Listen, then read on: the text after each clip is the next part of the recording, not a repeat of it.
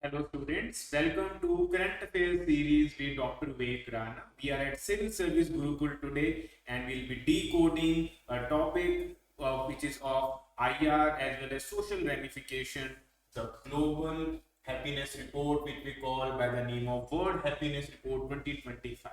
So in this topic, we'll be decoding what is the India's position, what are the top performers in the world, which countries are the most unhappiest one as per this report, and what are the key indicators by which subjective reports rank countries on various parameters. Because we know this report topic is important from civil service examination. Every alternate year we have questions on human development index, poverty index, global hunger index, and whatnot. So this is one of the indicators in which we can be used in essay paper as well as while comparing some economic growth of various nations. Now, the key moot point is that happiness is a quite a subjective phenomena. In general terms, we say happiness means state of well-being, something which we associate with positive experiences in life.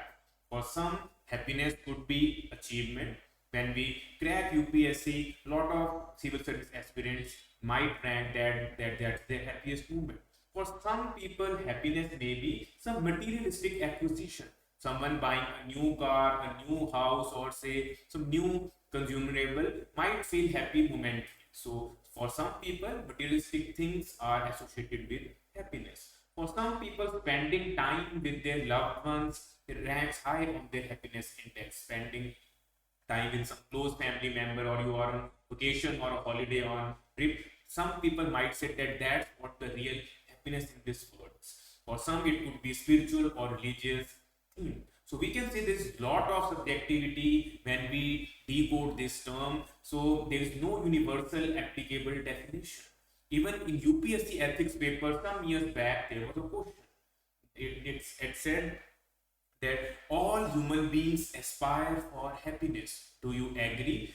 What does happiness means to you? Illustrate with examples. So we can say this theme has philosophical as well as psychological ramifications, and a lot of philosophers, psychologists have studied this theme for centuries now. So when a topic which doesn't have even have a specific definition, we have some global institutions of, you could say, Western world who are ranking countries based on this subjective phenomenon. So we'll be doing critical analysis of this report so that you can build a little bit objective opinion on this highly subjective connotation. So without wasting any time, let's start today's topic, the World Happiness Report 2025. Now, whenever some report is in news, the first thing which you need to cover is the institution which is spending its effort, energy, time in compiling this data, and you should be clear which is the organization, how many countries they surveyed or take into account, so that you can build the narrative positive or negative as per the requirement of examination. Now, this report is published by Oxford University. To be specific, they have a well-being research center which is operating in Oxford University. So you can say it's a UK-based institution which gets support from few NGOs as well.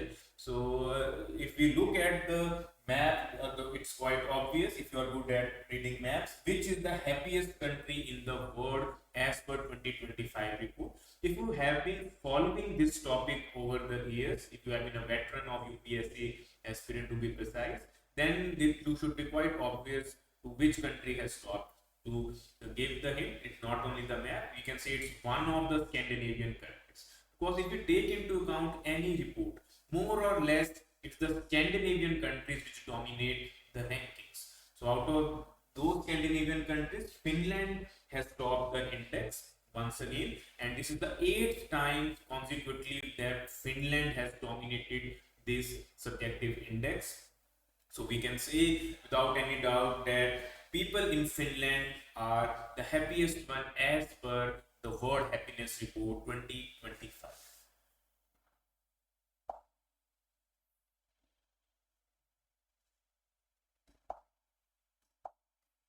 Now, you need to understand that if we look at the top 5 performers,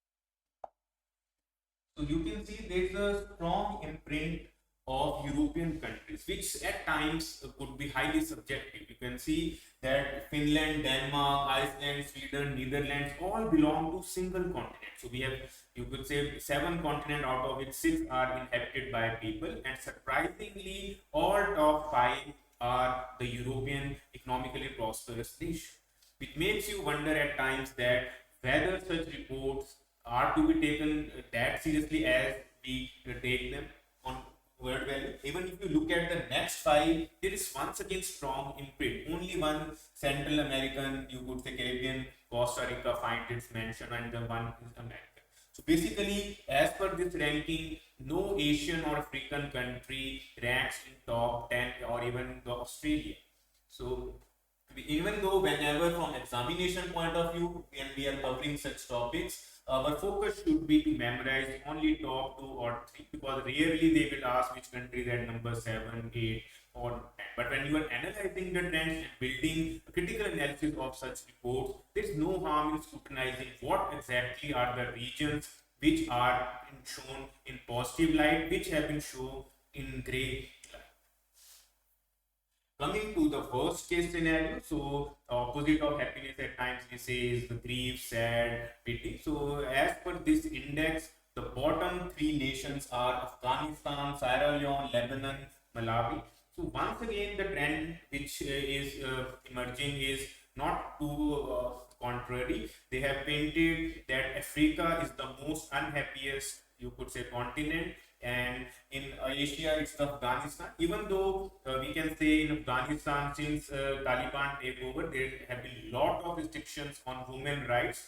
They have not been allowed to work, they have been not allowed to go to the school, colleges, and also we have seen the restrictions on, you could say, going out and marketplaces, performing music, art, and other cultural items. So we can say the half of the population at times can be ranked on the bottom denominator. Still, a lot of but males from Afghanistan will be feeling that while playing cricket or for some other economic purposes, they are not so gloomy or you could say sad as per as they have been painted out. In Africa also we see a lot of problems from the climate change, famines, or you could say shortage of essentials. So yes, Africa faces problem, but to say that in top 6 or 7 countries all are African once again raises a question mark about the objectivity of the given index, because it ranked almost 147 countries to be precise, and these countries, Afghanistan has been ranked at bottom 147, then the Sierra Leone 146, 140.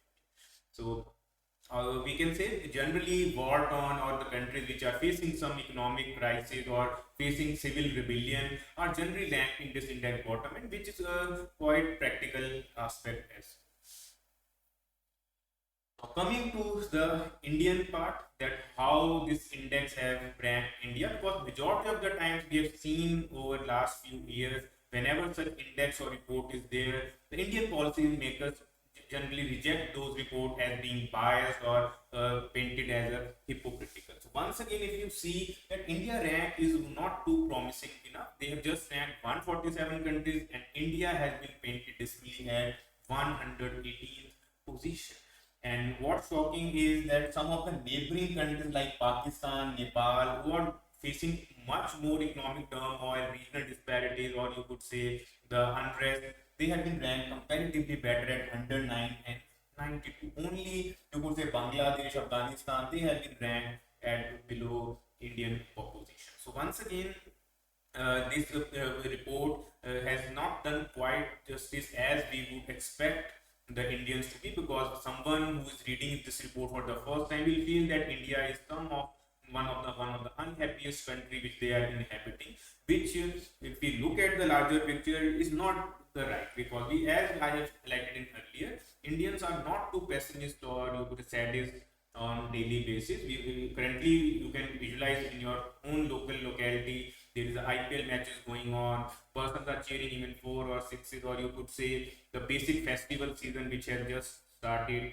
People tend to be generally happy, and the marriages, other functions which keep on going on, engaging the social bonding factor of Indians is quite high. Even in the recent Mahakumbh, or you could say the festivity atmosphere was quite naturally high. So once again, it's not that the economic prosperity will always bring happiness. We have seen people from lower strata being happy in their everyday life.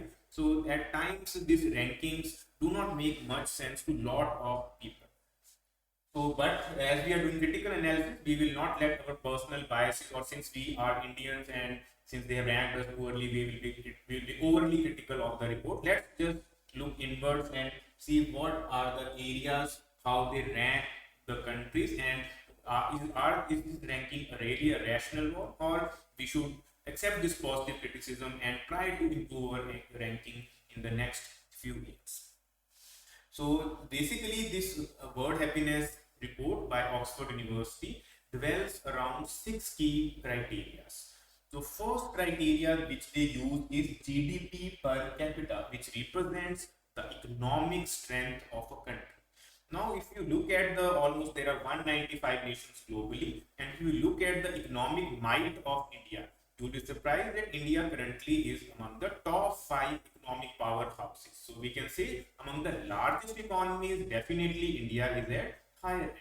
But then this particular criteria is referring to purchasing power parity, which we say the GDP per capita. In that terms, yes, there is definitely lot of scope of improvement, because when we look at that indicator, we definitely are featuring in the top richest individuals. Some of the are the billionaires as well, and we have lot of startups which are just raising the prestige of nation. But the common person, or you would say majority of population, being the largest population, our per capita record is not too good.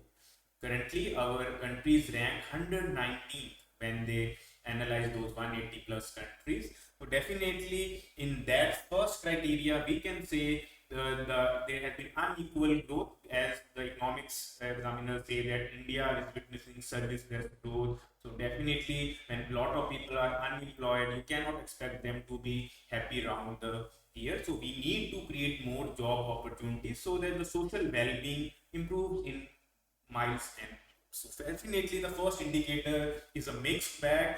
If you compare it with African and lot of Asian countries, India is definitely doing better, but still we cannot say that this on this indicator we are definitely among the top 20 or 30. So we need to work on our GDP per capita indicator for sure if we want the next level of stage of development and happiness per.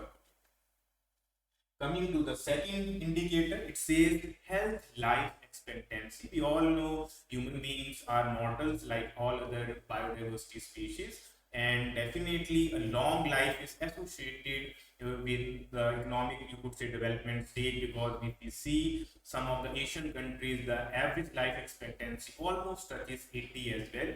To be specific, Japan, China are the case in examples, even though in Monaco is another European country which has higher life expectancy index. If we compare it to the lowest life expectancies, we have countries in Africa which have life expectancy hovering around 50 to 55 years. India is in midway state. Currently, as per the census, we have 67 years, and we are aiming for 70 years more or less by end of 2025.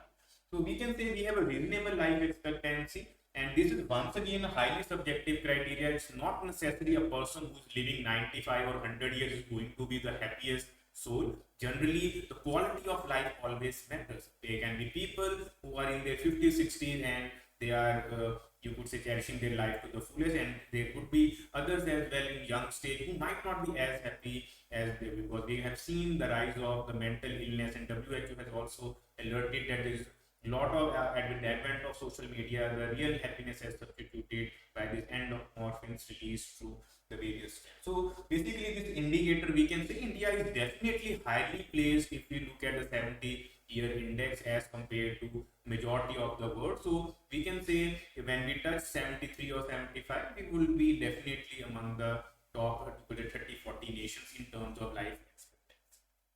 And government is already working on it. We have a lot of vaccination programs, we have health coverage, there is Mission Ayushman, we have national health policy and frequent disease eradication programs which are underway. So basically we can say the government is trying its level best to increase life expectancy as per the geographical, or you could say the nutrition and disease count into the picture, and hopefully we will do a lot better in a decade as well, because we have golden standard to be a developed nation by 2047, and health already features in any government's high priority list.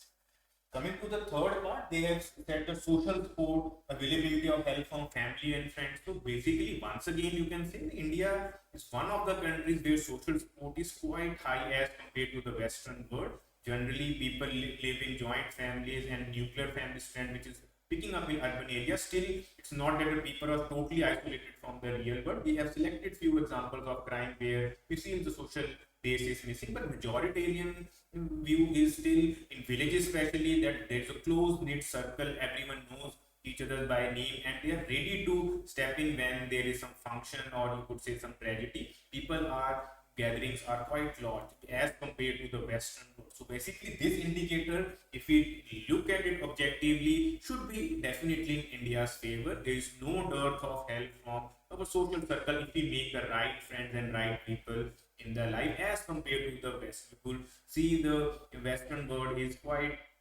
industrialized economy where people are just you could say having superficial bonds.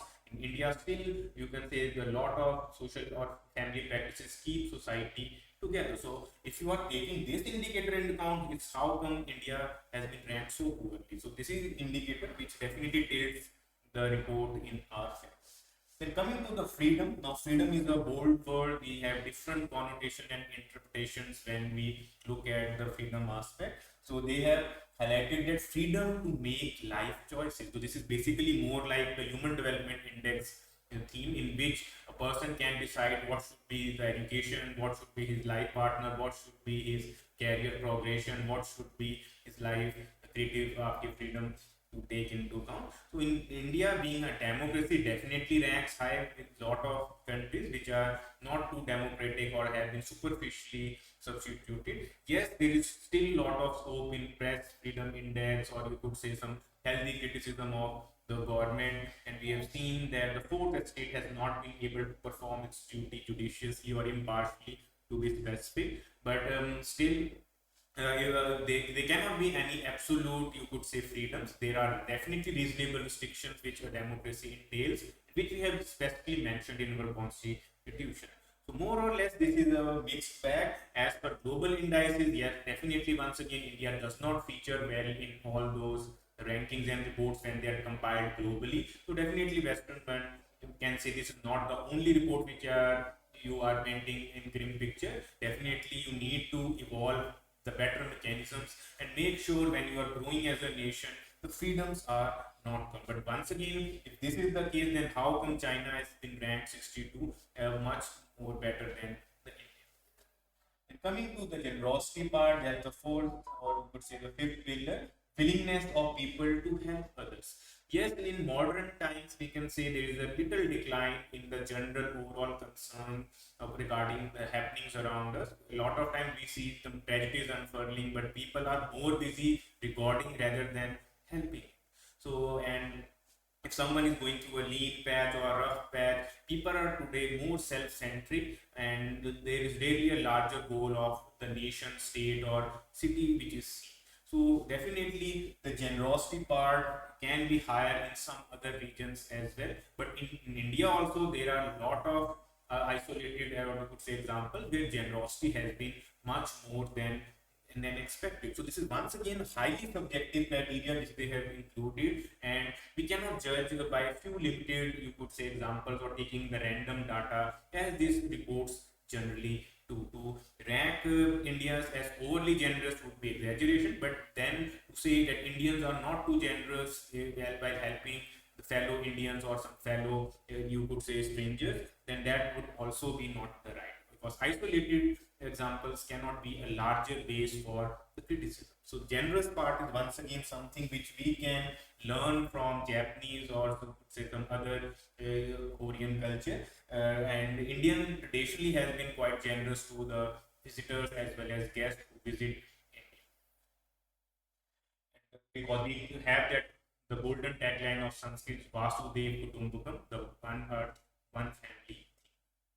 Coming to the final criteria perception of corruption. Basically, this is once again a factor which they have included, even though this factor could have easily been omitted because it is a separate index which ranks countries on based on corruption. It's basically testing the trust in public institution. When you go to some government institution to make some document or to get it notarized, how the institution behaves with you. Because at times, if the governance is not up to the model, you could be at receiving end of the wrong practices. We can see the nepotism, corruption, bribery, favoritism, all these unethical practices definitely put picture of gloom in your everyday life, because when corruption is a norm or there is a sensitization of corruption, definitely the overall well-being of person is affected, because a morally corrupt society cannot ensure a long-lasting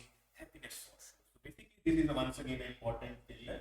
So if we look at the corruption angle in India, definitely it needs a lot of, you could say, hard work to rise above it, because as per Transparency International, which is a specific index which ranks countries on basis of corruption perception index, India is not to picture that is rosy picture. India in recent ranking, it was I guess ranked 76 out of those 180 nations. So definitely we are improving by a few notches, but definitely a lot more needs to be done if we want to be a fair and transparent society, because we have seen in this public offices, it's the poorest of poor which are affected more by the wrath of the civil servants or bureaucracy. Red tapeism affects, you could say, the marginalized sections more than the normal people. So overall, we can say, if we look objectively in these 6 criteria, there are 2 or 3 pillars where definitely India is shining bright, but in rest of the 3 pillars, a lot needs to be done. So unless we overcome these barriers, we cannot see a substantial change in world view of our ranking. So definitely we should accept this criticism with pinch of salt, and the world should also take a larger sample, or you could say larger themes into picture without any, you could say, the ethical biases. At times we have seen there are societal, ethical, and you could say north-south divide, and which countries you are aligning at the global platform, influencing such rankings, because it becomes a stepping stone for them for overly criticism, and that's where the such meanings or reports lose their, you could say, contextual. So if you are having any specific question which you feel has not been addressed by this World Happiness Report, feel free to ask them in comment section. We will get back to the rightful ones when we get times. So I hope this current affair update on a factual theme, but nevertheless an important one, was a useful one. We'll be back short with another current affair video on some specific theme. So have a nice day. Best of luck.